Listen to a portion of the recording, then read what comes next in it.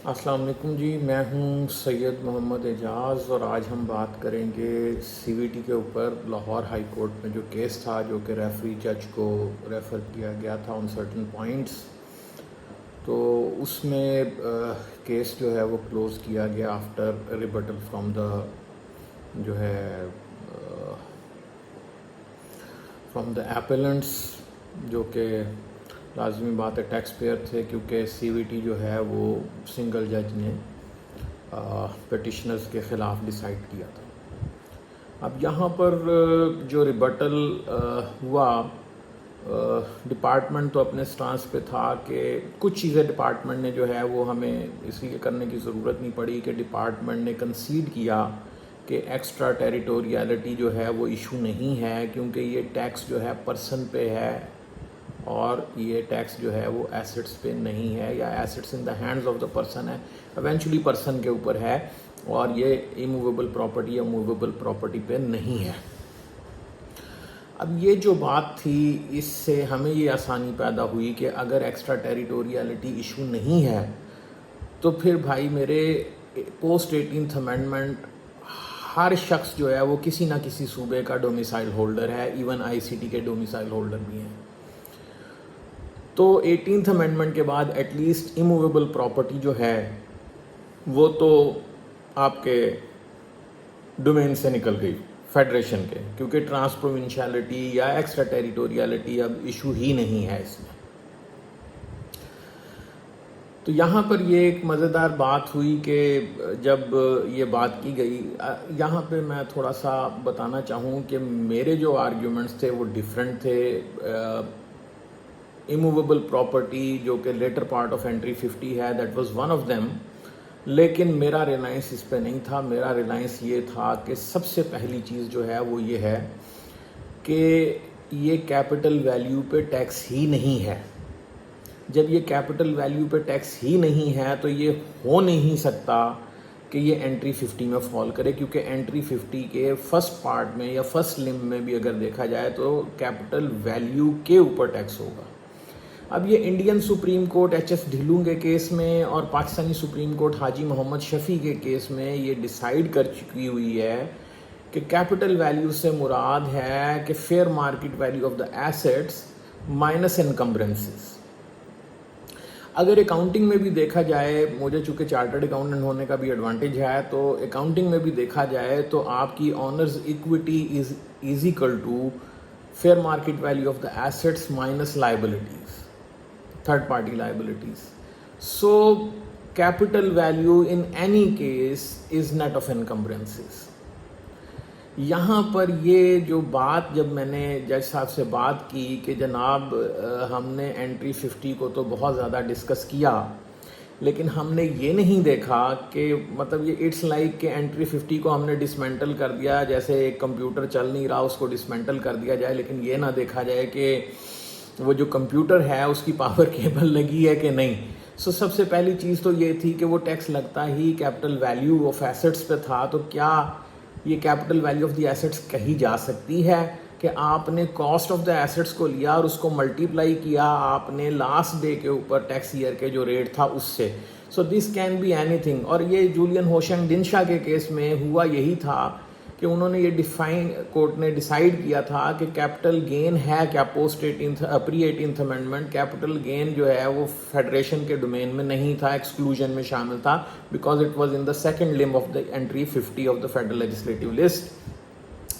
تو وہاں کورٹ نے یہ ڈیسائیڈ کیا تھا کہ دو ڈفرینٹ پوائنٹ آف ٹائمز پہ کیپٹل ویلیو کا جو ڈفرنس ہے that is your capital gain. For example, capital value of the asset at the time of the sale minus capital value of the asset at the time of the purchase is your capital gain. So capital gain کو صرف نکالا گیا 18th amendment سے. thus the scope of the entry was widened and not it was constrained. سو یہ بات کرنا کہ جی capital gain نکل گیا تو کیپٹل ویلیوز جو ہیں وہ بھی ختم ہو گئیں اور یہ ایموویبل پراپرٹی ہے، this was not the case. اور ہم نے اسی پوائنٹ پہ ریبٹ میں نے اس کو کیا. انفارچونیٹلی جو باقی وکلاء تھے ڈپارٹمنٹ کے جو دوسرے لوگوں کو ریپرزینٹ کر رہے تھے, they prefer to stick with only the immovable property, but my view was since this is not a tax on capital value, therefore it in its entirety cannot be within the purview of entry 50. It cannot be treated within the purview of entry 50.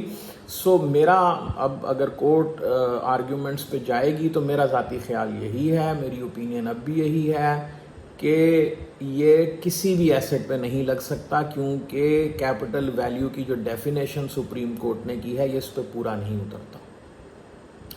اب رہ گئی بات ایموویبل property کی. یس excuse me,